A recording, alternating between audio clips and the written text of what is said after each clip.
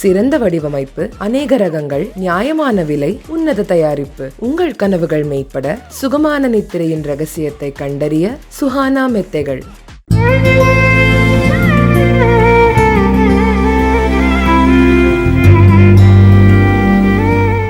வணக்கம் நேயர்களே. இந்த பதிவில் மகாபாரதம் என்ற உயர்ந்த வியப்புக்குரிய உலகின் சிறந்த காப்பியங்களில் ஒன்றான மகாபாரதத்தின் சூத்திரதாரி நமது தலைவர் பகவான் கிருஷ்ணர் ஆட்சி புரிந்த துவாரகையில் நடைபெற்ற ஆழ்கடல் அகழாராய்ச்சி பற்றிய சுவையான தகவல்களை உங்களுக்கு பரிமாறிக்கொள்ளப் போகிறோம். அது மட்டும் இல்லாமல் இந்த முக்கியமான இந்த ஆழ்கடல் ஆய்வு ஏன் இத்தனை தாமதமாக உள்ளது என்ற சோக கதையும் உங்களோடு நான் பகிர்ந்து கொள்ளப் போகிறேன்.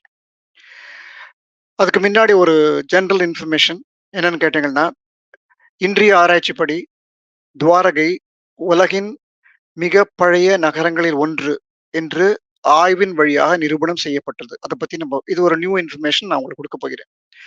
அதுக்கு முன்னாடி துவாரகை எங்க இருக்கிறது என்று பார்ப்போம். உங்களுக்கே தெரியும்,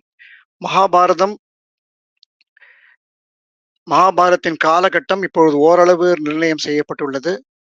paste on the astronomical date, வானியல் ஆய்வின் வழியாக மகாபாரதம் இன்றையிலிருந்து 5100 ஆண்டுகளுக்கு முன்பாக நடைபெற்றது என்ற ஆராய்ச்சி முடிவு தெரிவிக்கிறது.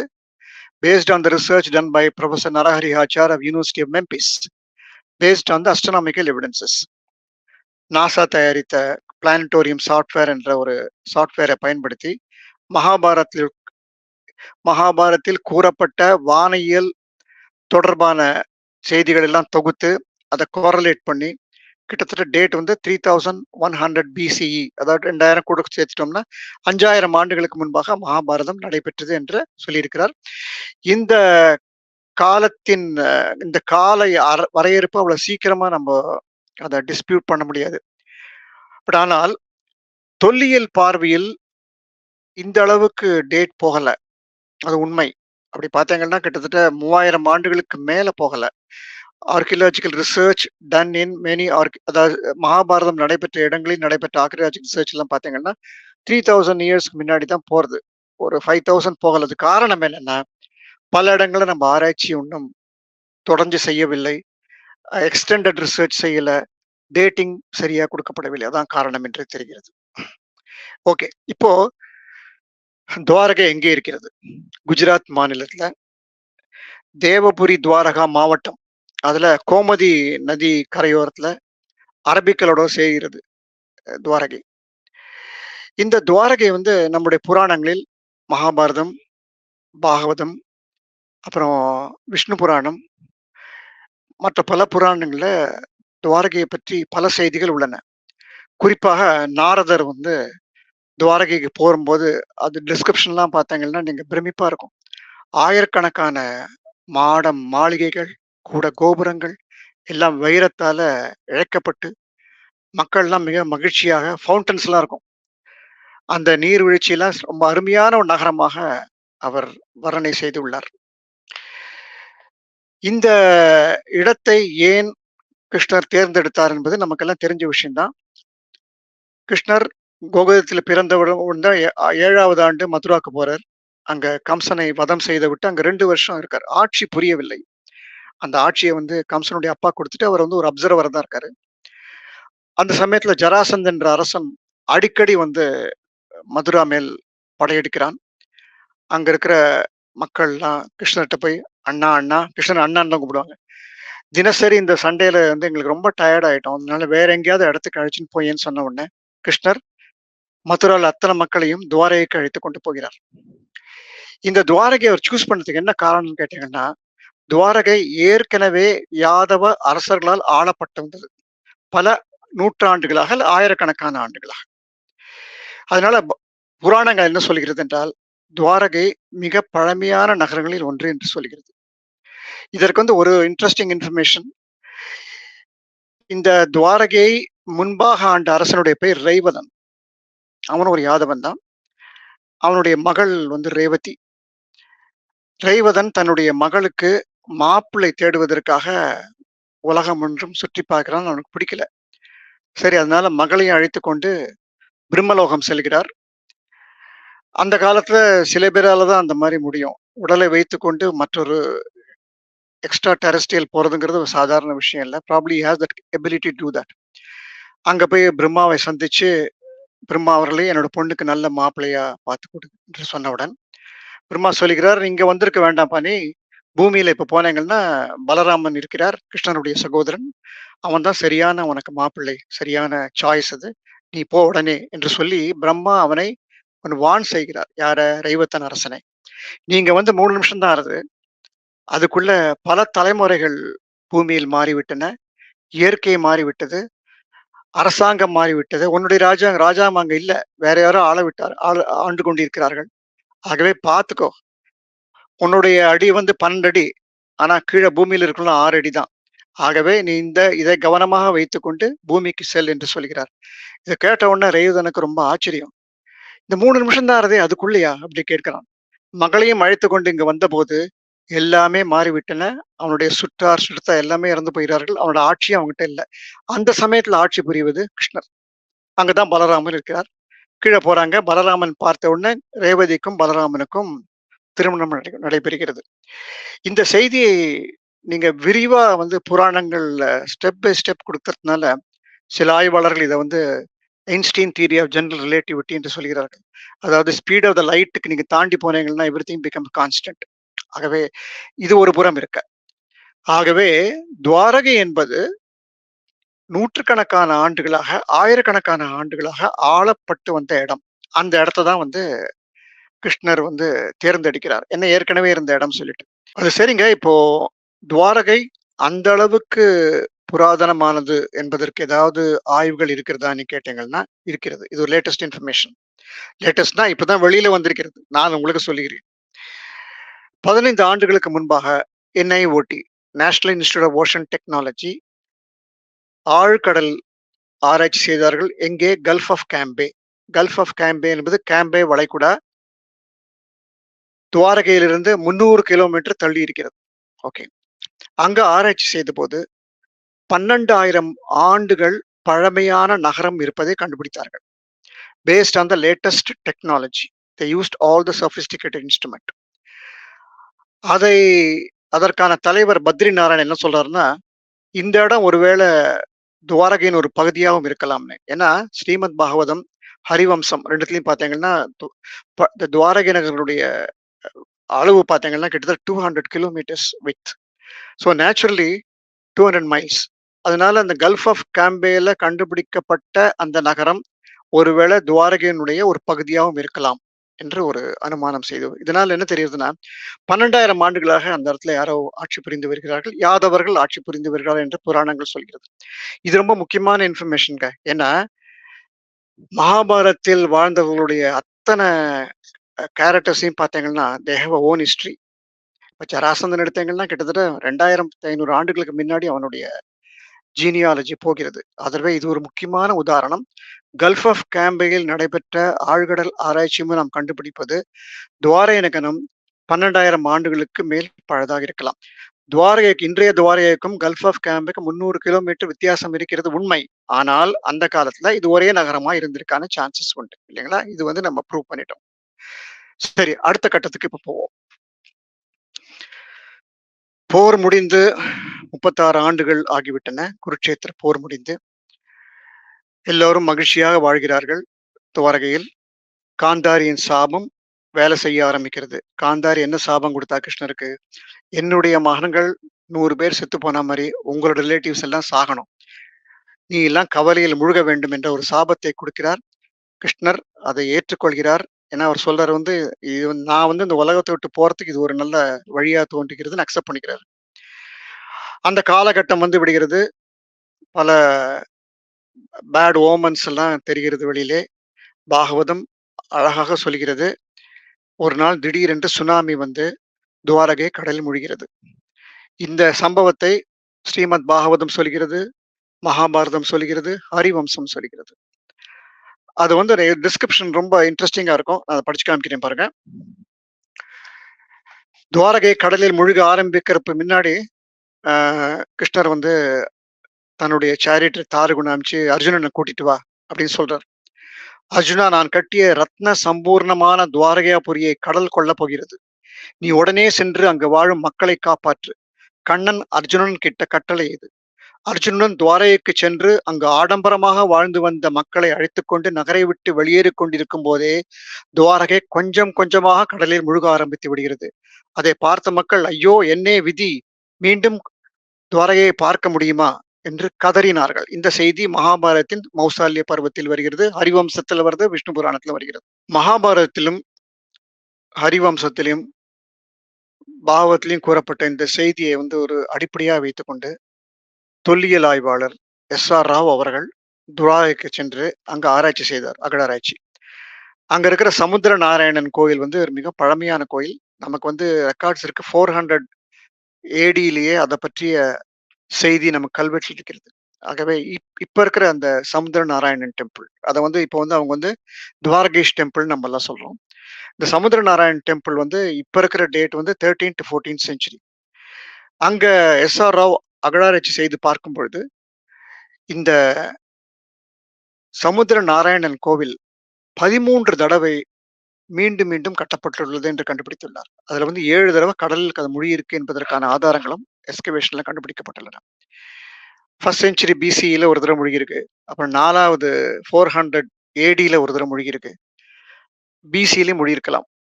அங்க இருக்கிற ஒரு ரிசர்ச் பண்ணி கார்பன் 14 டேட்டிங் பார்க்கும்போது 1500 பிசிஇ, அதாவது இப்போலேருந்து 3500 ஆண்டுகளுக்கு முன்பாக அந்த கோவில் இருந்திருக்கலாம் என்ற ஒரு அனுமானத்தை வைத்துள்ளார். அப்போ எஸ்.ஆர். ராவ் நினைச்சார், அப்படி இருக்கிறபோது பாகவத்தில் சொல்லப்பட்டது போல துவாரகா கடலில் மூழ்கி இருக்கிற போது அந்த கடலுக்குள் நம்ம சென்று ஆராய்ச்சி செஞ்சோம்னா துவாரகனுடைய பல பகுதிகள் கிடைக்கலாமே என்ற எண்ணத்தில் 1983 ஆரம்பிச்சது அவருடைய ஆராய்ச்சி. ஒரு 4 தடவை அகராய்ச்சி செய்தார். Marine archaeological research done by S R. Rao. இந்தியாவோட மிக முக்கியமான ஆராய்ச்சிகளில் அதுவும் ஒன்று. அங்க அவர் என்ன கண்டுபிடிச்சாருன்னு கேட்டீங்கன்னா, ஸ்டோன் ஜெல்லி, படகுத்துறை, அப்புறம் சுவர்கள், நிறைய சுவர்கள், அப்புறம் நங்கூரங்கள், அப்புறம் ராஜ முத்திரைகள், ராஜ முத்திரைகள் இருக்கலாம். அது தவிர சில பாற்றைகள், இதுதான் கிடைச்சது. பெரிய லெவல்ல கிடைக்கல. அதாவது உங்களுக்கு இது கிருஷ்ணருடைய கல்வெட்டுகளோ அல்லது மிகப்பெரிய ஒரு என்ன சொல்றது, ஒரு பேலஸோடைய பொசிஷனோ ஒன்றும் சரியாவே கிடைக்கலங்க. ஆனாலும் அவர் என்ன சொன்னார்னா, எங்களுடைய ஆராய்ச்சிப்படி இந்த கடலுக்கு அடியில் உள்ள துவாரகை கிட்டத்தட்ட 5லேருந்து 7 கிலோமீட்டர் வரை பரவி உள்ளது என்பதை எங்களால கண்டுபிடிக்க முடியுது, சோனார் கேமரா வச்சு பார்க்கும்போது. ஆகவே இந்த இடத்த ஃபர்தரா ரிசர்ச் பண்ணணும், பண்ணினாதான் கண்டுபிடிக்க முடியும் என்று சொன்னார். அவருக்கு பிறகு ஆர்கியலர் சர்வே ஆஃப் இந்தியா திரிபாதி என்பவர் 2 தடவை அகழாராய்ச்சி செஞ்சு பண்ணாரு. அங்கேயும் கிட்டத்தட்ட இதே மாதிரிதான் கிடைச்சது. ஒரு பெரிய லெவல்ல அரண்மனைகளோ அல்லது பாகவத்தில் சொல்லப்பட்ட டிஸ்கிரிப்ஷனுக்கு தகுந்தா போன இன்ஃபர்மேஷன் எதுவுமே துவாரகையில் இதுவரை கிடைக்கவில்லை. இதுல என்ன ஆச்சுன்னு கேட்டீங்கன்னா, இந்த செய்தியை வைத்துக்கொண்டு பல ஆராய்ச்சியாளர்கள், குறிப்பாக லெப்டிஸ்ட் ஹிஸ்டோரியன் அவங்க சொல்றாங்கன்னா, துவாரகைக்கும் கிருஷ்ணருக்கும் தொடர்பே இல்லை, இது ஒரு சாதாரண சிவிலைசேஷன், மேபி ஹரப்பன் சிவிலைசேஷன். ஏன்னா அங்க கிடைச்ச ஒரு சீல் இருக்குங்களா, அந்த சீல் மாஞ்சதோர ஹரப்பாவோட சீல் மாதிரியே இருக்கிறது. அதனால இந்த ஹரப்பன் சிவிலைசேஷனோட ஒரு பகுதியை தவிர கிருஷ்ணருக்கும் இதுக்கும் தொடர்பில்லை என்று சொல்லி வருகிறார்கள். இது தவறு என்று நாம் சொல்கிறோம். இப்போ பொதுவா உலகெங்கும் நடைபெறக்கூடிய மெரீன் ஆர்கியாலஜி ரிசர்ச் எல்லாம் பார்த்தோம்னா, கடலுக்கடியில் நடக்கப்படும் ஆராய்ச்சி பார்த்தீங்கன்னா, தொடர்ச்சியாக 8லிருந்து 12 ஆண்டுகள் தொடர்ச்சியாக நடந்தால்தான் அதனுடைய உண்மை தெரியும், உண்மை வரலாறு தெரியும். ஏன்னு கேட்டீங்கன்னா, ஓஷன் லிமிட்டெட் விசிபிலிட்டி. உங்களால இப்ப உதாரணமா பாத்தீங்கன்னா, இந்த அரபிக்கடல்ல துவாரகை இருக்கிற இடத்துல பாத்தீங்கன்னா, வருஷத்துக்கு கிட்டத்தட்ட 1 மாசம் தான் அங்க ரிசர்ச் பண்ண முடியும். ரொம்ப ஹை டைட் வேஸ், என்ன சொல்லுவாங்கன்னா, கடல் நீரோட்டங்கள் மிகவும் அதிகம், அலைகளுடைய இதுவும் ரொம்ப அதிகமாக தென்படும். ஹை டைட்ஸ் எல்லாம் இருக்கிறதுனால நம்ம எப்ப வேணாலும் ஆராய்ச்சி பண்ண முடியாத, வருஷத்துல 1 மாசம் தான் பண்ண முடியும் அங்க. இதே நிலைமை தான் மெடிட்டரேனியன் சீலையும் நடைபெற ஆராய்ச்சிகள்லாம் பார்த்தீங்கன்னா, உதாரணத்துக்கு சொல்லும்போது பாருங்க, டோகோஸ் ரெக்னு ஒண்ணு கண்டுபிடிச்சாங்க. அந்த டோகோஸ் ரெக்லயும் கிட்டத்தட்ட 5 ஆண்டுகள் அங்க ஆராய்ச்சி செஞ்சுதான் அந்த கப்பலுடைய ரெக்கையை வெளியில கொண்டு வந்தாங்க.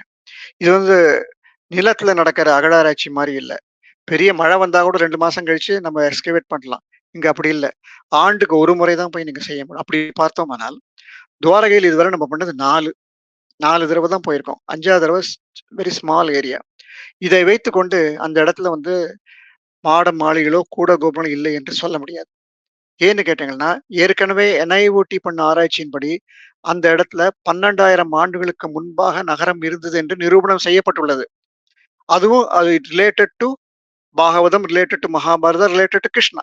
அப்படி இருக்கும்போது, ஃபர்தர் ரிசர்ச் நம்ம பண்ணினா தான் இத பத்தி நம்ம முழுமையாக தெரிந்து கொள்ள முடியும். NIOT கிட்ட sonic high accuracy ranging positioning ஷார்ப்ன்னு சொல்லுவோம். அந்த இன்ஸ்ட்ருமெண்ட்ஸ்லாம் இருக்கு. ஹைலி சோபிஸ்டிகேட்டட் கேமராவும் இருக்கு. ஸ்கியூபா டைவர்ஸ்லாம் இருக்காங்க.